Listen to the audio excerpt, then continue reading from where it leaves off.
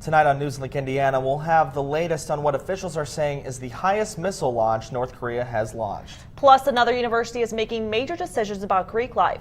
We'll tell you which Indiana school is shutting down their fraternities. We got up to the middle 60s across Indiana today. Will warmer temperatures continue? I'll have more coming up.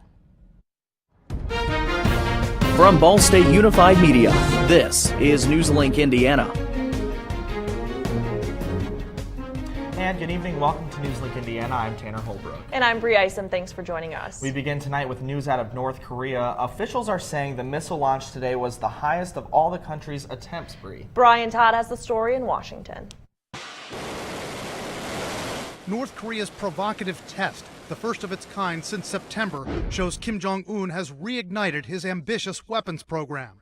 U.S., South Korean, and Japanese military officials say today's launch was of an intercontinental ballistic missile, the most powerful rocket the rogue nation has, one capable of entering space and striking its enemies from thousands of miles away.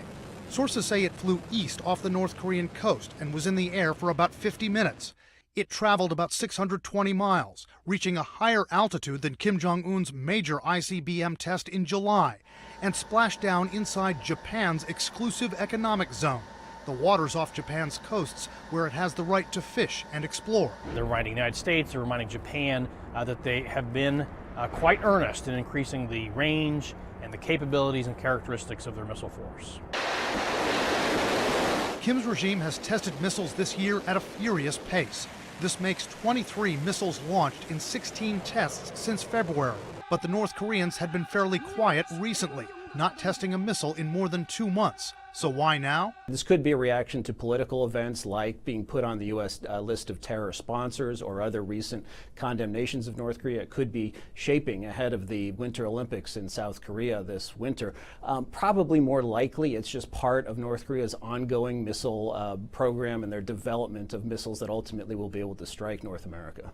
Despite repeated pressure from the president and a recent diplomatic mission by China, Kim Jong-un has made it clear he is not backing down. Instead, the North Koreans have been accelerating every aspect of their weapons programs, testing a massive hydrogen bomb in September, fine-tuning their rocket fuels and engines, and honing their targeting and guidance systems. The U.S. believes Kim and his generals could be able to place a miniaturized warhead on top of a missile sometime next year. And experts say they're just a couple of steps away from demonstrating a full-fledged capability to hit the continental U.S. with a nuclear-tipped missile. The one thing that they could do to demonstrate an end-to-end nuclear capability is to put an actual nuclear weapon on the top of a missile and fire it off into the Pacific and actually detonate it somewhere out there. To get there, we think there might be a couple things to work out, such as miniaturization and reentry, so that it actually gets through the atmosphere without burning up. When questioned about the launch by reporters on Capitol Hill, President Trump said, quote, "We will be talking about it." U.S. Senator Elizabeth Warren will not be silenced. While honoring Navajo war veterans at the White House on Monday, President Trump called her Pocahontas. This comes after claims Warren made saying she was part Native American. Warren says Trump, quote, "seems to think that's somehow going to shut me up. He's wrong." When asked about the comment, Press Secretary Sarah Huckabee Sanders denied the claim of a racial slur. She said it was a racial slur. What is your response to that? I think that's a ridiculous response. I think that Senator Warren was very offensive when she lied about something specifically to advance her career. I don't understand why no one's asking about that question and why that isn't constantly covered. Senator John McCain took to Twitter in response to the president's comment. He says politicizing these genuine American heroes is an insult to their sacrifice. Also on Capitol Hill today, President Trump is trying to push the Republican tax reform plan across the finish line. Omar Jimenez has a story. A crucial final stretch for tax reform on Capitol Hill. It's a challenging exercise. Think of sitting there with a Rubik's Cube, trying to get to 50. And we do have a few members who have concerns, and we're trying to address them. It's why President Trump's meeting GOP senators at their weekly closed-door policy lunch Tuesday, trying to get what would be a much-needed legislative win over the finish line. It's an important time for our country. We've come a long way on the Finance Committee to get the bill this far, and I believe we're going to be successful. Senate Majority Leader Mitch McConnell can only afford to lose 2 votes, and at the moment, there are some Republican senators that have concerns about the plan.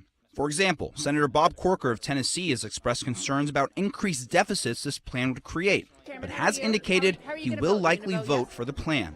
I was able to work out something that is fairly satisfying to me just a few minutes ago. As the legislative calendar slowly begins to wind down for the year, the pressure to get tax reform done before 2018 is as high as ever. If it doesn't do what I think it will do, then we will lose. So we're going to rise and fall on how this affects the American people. The Senate bill now heads to the floor for a vote, and if it passes, it would still need to be reconciled with the notably different House version before making it to the president's desk. In Washington, I'm Omar Jimenez. All right, Omar, thank you. Bree, switching gears to weather, unseasonably warm the last few days. Tanner, I don't have any problem with 60 degrees in November. I don't know about you, but... Neither do I, but it seems a little unusual for November. Molly, what do you got for us? Those temperatures are actually going to stick around, warmer temperatures that is. We can go ahead and take a look at our almanac. Today we got up to 65 degrees. Average high for this time of year is 44 degrees, so we are well above average for this time of year, and those temperatures are going to be sticking around for the next few days. I'll have more of that coming up. Current radar overall pretty dry here in Muncie, nothing to be too concerned about. If you are heading out the door though, temperatures are 57 degrees currently here on campus. It is a bit breezy outside, so if you are heading out the door, grab a light jacket as you are going to need it if you're walking across campus. Coming up in my full forecast, we're tracking above average temperatures. We might see some rain later on in the week, and sunshine is in the forecast as well, all coming up. All right, Molly, looking forward to it. You can now add Indiana University to the list of schools where fraternities have been suspended. It was announced yesterday that all fraternities are suspended until February 28th of 2018. During this time, they are not allowed to have any events with alcohol present. The decision was unanimous and self-imposed by the fraternities. The vote was also announced on Twitter last night by the university's vice provost for student affairs. Indiana University is the 8th university to suspend their fraternities. A North Central Indiana high school teacher has been charged with drug possession. Officers were called to Lake Central High School last week after students saw 24-year-old Samantha Cox with drugs in her classroom. The affidavit says one student recorded a video of Cox with the drugs. Investigators say Cox brought $160 worth of cocaine before arriving at the school. The Lake Central superintendent says principals took, quote, swift and forceful action. Meanwhile, Indiana Democratic Representative Charlie Brown says he will not seek re-election in 2018. Brown has served in the House of Representatives since 1983. According to reports, Brown plans to announce a run for a 2018 campaign for a local government seat in Lake County. He has worked on a number of health-related issues during his time as a representative, including Indiana's public smoking ban. In his final legislative session, Brown will work to end the ban's exemption for bars, casinos, and private clubs. Get ready to smell the flowers this Christmas. Find out what one Muncie flower shop is doing in preparation for the holidays. Plus, we're telling you about a way to give back after Cyber Monday. Stay with us to hear what Ball State is doing for this year's Day of Giving. Oh! Checking your fantasy league? Nah, just my 401k statement. Nice. Where'd you find the money for that? I just been saving a little every month. I can't seem to save anything. Well, what about all this? What about the money you're spending? What money? It's gone before I can get my hands on it. I got a pizza for a Todd. Hey, can somebody spot me? When it comes to financial stability, don't get left behind. It's 547. Get tools and tips for saving at feedthepig.org.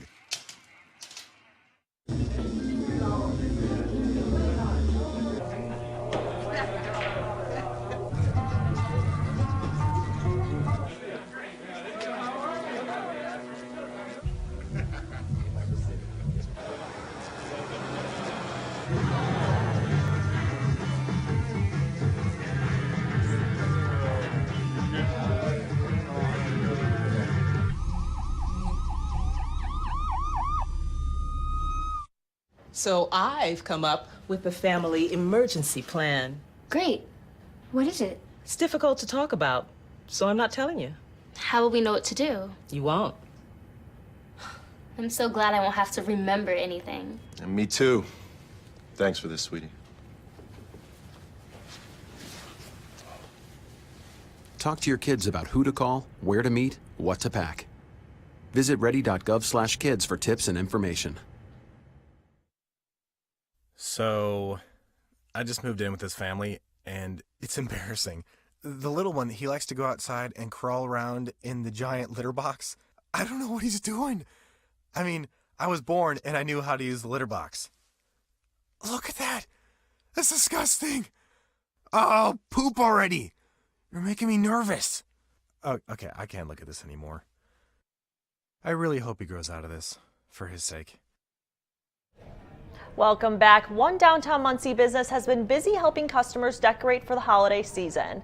After making many table centerpieces for Thanksgiving, the Normandy Flower Shop is in full swing preparing for the Christmas season. The shop is filled with everything from unique Christmas flower arrangements to household decorations. The president of the corporation, Judy Benkin, talks about one particular Christmas-themed arrangement to decorate your house with. This is actually a container from, I think it was Teleflora. It's ceramic. It's kind of a pretty little arrangement. And we've done it with the evergreens for Christmas and the little silver millimeter balls and all the Christmas colors. It'd make a great little centerpiece for a table or something to set on the desk. And many different organizations across the country are participating in today's Day of Giving. The Ball State University Alumni Association is taking part for the first time. The Alumni Association has been building up to this day by sending out mailings. The donations collected today will help with the providing of scholarships. A part of the fundraising effort will include a telethon. They hope to collect $5,000. With the degree that hopefully made them successful in their careers, so that's what they can do for the next generation of Cardinals is give back to support their area of passion and area of interest to really encourage and inspire the next generation of Cardinals to go on to be successful as well. The Day of Giving is an annual event that happens after Cyber Monday. The Alumni Association expects to have a full total of what they raised by tomorrow. A Ball State professor looks to improve rural economies, and his evaluation of Muncie may surprise you. NewsLink Indiana's Alex Kilmer has the story. Ball State professor Mike Goldsby teaches students to create and innovate in the university's entrepreneurship program. And tonight he spoke on campus to students and community members regarding state trends in the free enterprise system. It's based on a number of visits I've done in communities around Indiana where I go in and I help them find and analyze issues that they're facing that are keeping their communities from thriving and flourishing. Tonight he specifically looked at red state economics, or economic trends in primarily rural areas. One of the biggest issues, opioids. I talked to a mayor in Indiana and he said that 85 cents of every tax dollar that he gets for his community goes to deal with drug issues. So for every dollar in tax dollars, 85 cents of that goes to drug issues. And what happens is when you're putting your money on those issues, it's money you can't use on improving the quality of life, right? Those attending saw the importance of an active hand in the local economy. Obviously, small communities, they need to have sustainable living. They need to have jobs as well, and educating people in the future is going to be very important. I don't necessarily think that it's necessarily going to be big businesses that are going to be the solution. I don't think it's necessarily going to be government that's the solution. It's going to be citizens out there who hone their game, get better at what they do, and do their part. But when asked about Muncie's economic climate, it stands as an example to its neighbors. When I go to some of the other communities, they look at Muncie and Delaware County as a good model of some things going on.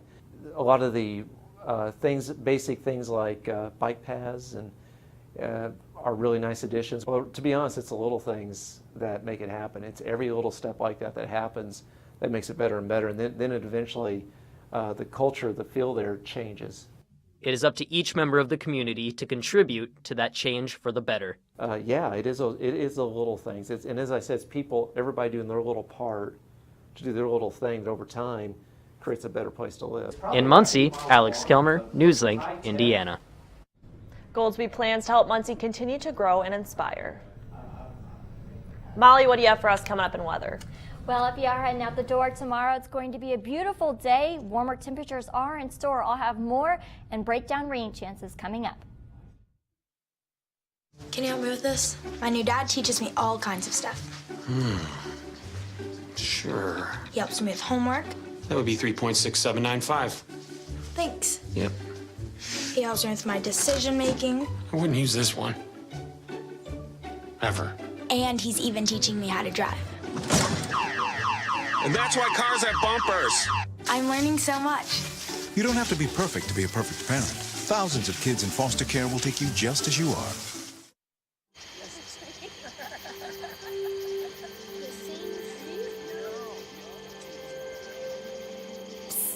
They're coming. Places, everybody. Light check. 1, 2, 1, 2. Everything looks good on our end.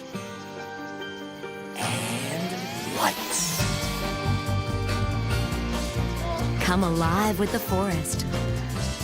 Visit discovertheforest.org to find a forest near you.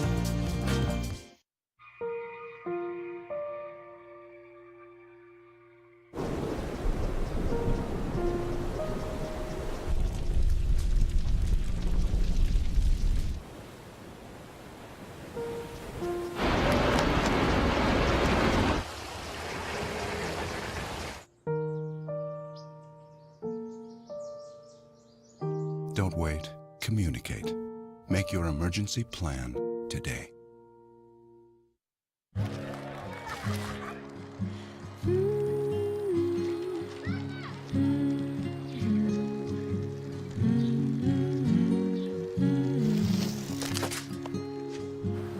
Of all the things you've done with your bike, donating it to Goodwill may be the most incredible of all. Your donations help fund job placement and training for people in your community, which means your stuff can be more powerful than you think. Goodwill. Donate stuff, create jobs. So Molly, I hear some rain and warmer temperatures are in the forecast. What can you tell us? Yes, rain and warmer temperatures are in store for the remaining of the week. We'll go ahead and break that down for you coming up. Temperature trends as for the next 5 days. You can see that we are going to be well above average for this time of year. 51 degrees on Wednesday. Thursday, 52. We are cooling down just a little bit on Friday at 49 degrees. But the weekend, we get right back up into the middle to upper 50s. Average for this time of year, 44 degrees. So those above average temperatures are going to be with us for the next few days. If you are heading out the door, currently we are at 57 degrees, a bit breezy out there. So if you are walking out, be sure to grab a light jacket as you are going to need it. That's what you can expect for the next 6 hours. Here's what you can expect. Upper 50s, even into times we're supposed to be sleeping. 1 a.m., 51 degrees. Well, overall, by 3 a.m., we're going to still be at 51 degrees, and those warmer temperatures are still going to be in store for the remaining of the day, even tomorrow as well. Radar, overall, breaking it down, nothing too much going on. Pretty quiet across Muncie, pretty dry as well. Now, the rain chances, that's in store for the next 5 days. We're going to be seeing the most amount of precipitation on Thursday. Our next frontal boundary begins to push its way through, bringing that chance for precipitation, but it moves through in a high pressure system moves through, bringing pleasant conditions to Muncie for the start of your weekend. Now let's break down hour by hour on what you can expect for the rain chances on Thursday. This is going to be Thursday, 1 p.m. You can start to see that showers begin to push through the Muncie area and even move throughout the Muncie area. But by 4 p.m., things will start to quiet right back down, and that frontal boundary will be way off to the east, leaving clearing conditions for your overnight hours on Thursday. So if you are heading out the door on Thursday, grab your rain jacket and your umbrella, as a few showers may be possible for the Muncie area. Be sure to check radar if you are heading out the door. For tonight, though, you can expect a low of 36 degrees, partly cloudy conditions overall.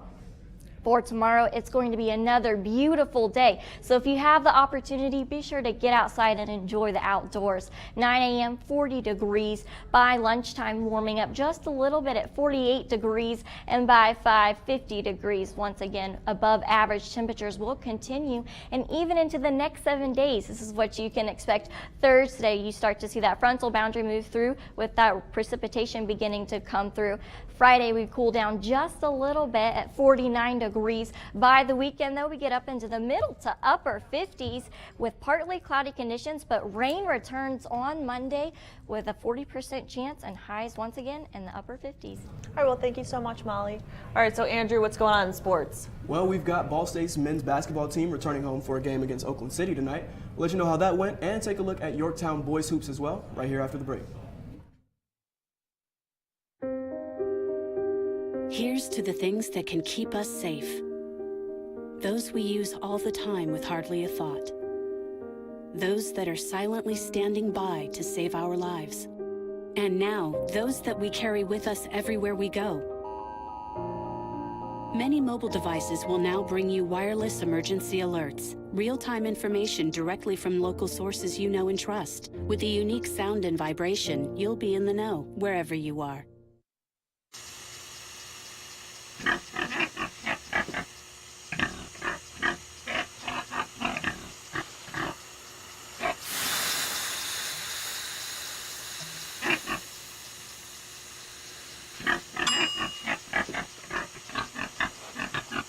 Cook foods to the right temperature using a food thermometer. 3,000 Americans will die from food poisoning this year. Keep your family safer. Check your steps at foodsafety.gov. So, I got this new family, and I don't know what it is about this one, but she can't seem to put down that toy all day long. Tap, tap, tap, tap. Oh, and she even talks to it.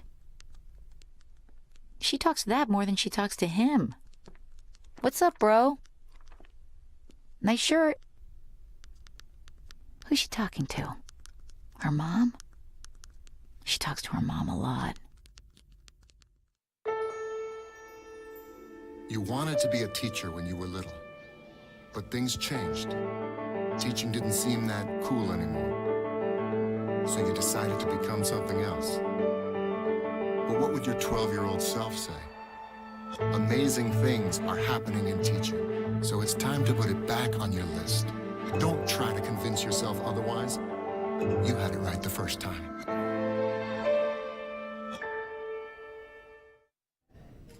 Welcome back to NewsLink Indiana. I'm Andrew Sanders with sports. Ball State returns home from a long road trip where they took on some fierce competition. Tonight they're taking on the Oakland City Mighty Oaks in Worthen Arena. Now let's see how the Cardinals are doing. Ball State is 2-4 so far this season, looking for a boost from their home fans to get them back on track. Here we see Taylor Persons driving from the corner, slicing through the lane for an easy lay-in. The Mighty Oaks, however, would not go very easily. Here we have Joe Hinton, who's going to penetrate, get the pass off to Logan Worthington in the corner for an easy long-range J. Good vision from Hinton there. On the other end, the Cardinals were not going easily either. Here we see Persons again, Ball State's leading scorer, weaving through the defense for a layup. And even in transition, the Cardinals were able to be successful. Here we see Tajay Teague dribbling down the court, gets it off to Jontrell Walker, who's able to size up his man, raise and fire for a three. Now Teague led the way for the Cardinals with 16 points and 9 rebounds. The Mighty Oaks made it a close game at the half, but Ball State shot over 50% from the floor and ultimately ran away with it. Andrew Scott was the go-to shooter for Oakland City, going 6 for 21 from the floor while scoring 18 points. Now we go to NewsLink's Kara Biernat, who is live in Worthen Arena. Kara?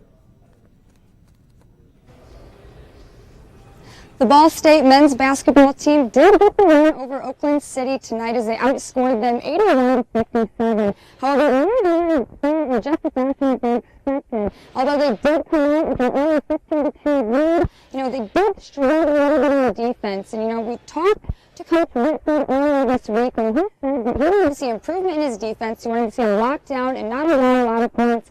And I think this played some sloppy basketball and some miscommunication led to some unnecessary turnovers, which allowed this to be a 2-point game at the half. However, Ball State was able to have a brilliant performance in the second half to outscore the Oaks 41-19 to pick up the win. Tajay Teague put up a big 16 points to lead the Cardinals and kind of get a great start for himself to this enhanced game that Ball State has. The Cardinals will play 8 of the next 9 games at home. Live from Worthen Arena, Kara Biernat, NewsLink, Indiana. Thank you, Kara. Jumping into high school hoops, Yorktown boys traveled to Alexandria tonight for a Tiger versus Tiger showdown. Now, last we saw, Yorktown suffered a brutal 34-point loss at the hands of Muncie Central in their season opener, looking to grab their first win of the season tonight.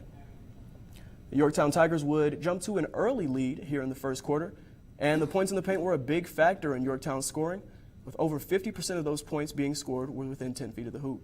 Alexandria made it a close game with strong defense and foul shots. However, Yorktown made a much-needed 3 in the final seconds and secured the win. The Yorktown Tigers finished out on top with a 46-44 victory over Alexandria Monroe. All right, thank you so much, Andrew. We are back in full swing for basketball season. Hopefully that win for Ball State leads to a few more. Yeah, that's right. And hey, coming up after the break, the Victoria's Secret fashion show is tonight. We can tell you what you can expect from the Angels. And see how one reporter lost his cool on Black Friday. Our trending segment is next. Hey, did you know 2.4 million loving cats and dogs in shelters and rescues need our help to find a home? Let's go to the shelterpetproject.org and meet a few who are in a shelter near you. Harlow, oh, she's one great listener who loves to hear all your stories. My kind of cat. Cerulo is a sweet, goofy boy who's eager to please. Sounds just like another dog I know. So go to the shelterpetproject.org, search your local shelters and rescues, and go for a cuddle with your next best friend. Adopt.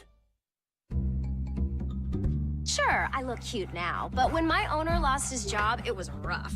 I was living on the street, and one night, me and this Cocker Spaniel got into it so bad, I wound up looking like an ice cream cone. I cried a little bit, but thankfully I got rescued, so I'm running, I'm jumping, all back to my old self, and I'm ready to give unconditional love, even if you put a lampshade on my head.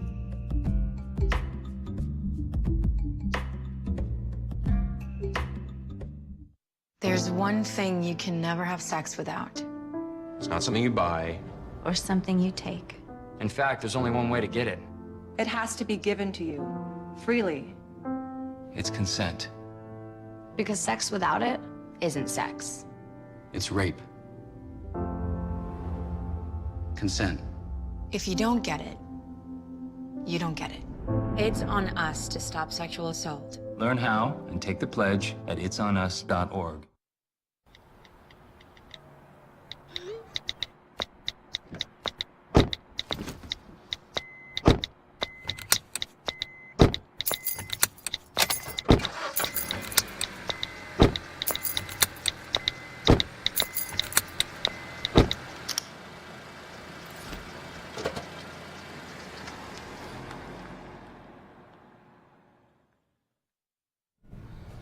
Welcome back to NewsLink Indiana. Time now to take a look at what is trending. And we have Katie McLaughlin here to tell us everything trending. What you got? So as you guys both probably know, tonight has been highly anticipated by many, myself included.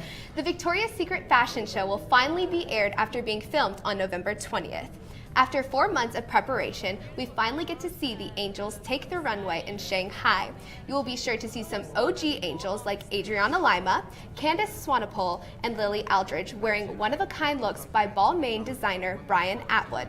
Some of the special music performances will be by Harry Styles, Miguel, and Leslie Odom Jr. If you want to catch the annual fashion show, it will be on at 10 p.m. on CBS. I'm so excited I know. for this. I am so. I've been waiting. Just in time. Music Indiana ends, then I'll watch that. Go right to the show. Yes. So also holidays right around the corner. I'm so excited for this one. Yes. So over the holiday seasons, we see many happy and cheerful faces. However, one reporter, Joshua Short, found it hard to find those emotions on Black Friday. Oh no. The disappointment was clearly shown when he was not allowed into University Park Mall in Mishawaka. Take a look. Look, we were expecting a big crowd. We don't have the big crowd that we expected. I got up at 3 o'clock excited to do my first ever Black Friday, and ain't nobody here. I am literally upset right now. So yes, I'm clearly upset right now. So what many people are having trouble with is if, like, the debate is whether he is, you know, genuinely upset or if this was just kind of a role that he was playing up. So, all right, we're gonna have to leave it right there. Yes. Thank you, Katie. Molly, let's take one final look at weather. It's going to be a beautiful day tomorrow, guys, and even into the rest of the week. We are expecting rain for Thursday. Beautiful conditions for the weekend with highs in the middle to upper 50s. All right, Molly, thank you. Hey, and we just want to give a shout out to our friends Bree and Molly. It's their very last show with NewsLink Indiana. Seniors graduating in just a few weeks, so congratulations and good luck to you guys. Congratulations. All right. so much. Well, that is all the time we have tonight for NewsLink Indiana. Be sure to watch tomorrow night right at 6 o'clock on Cardinal Vision or online at ballstatedaily.com. And be sure to like us on Facebook and follow us on Twitter. Have a good night.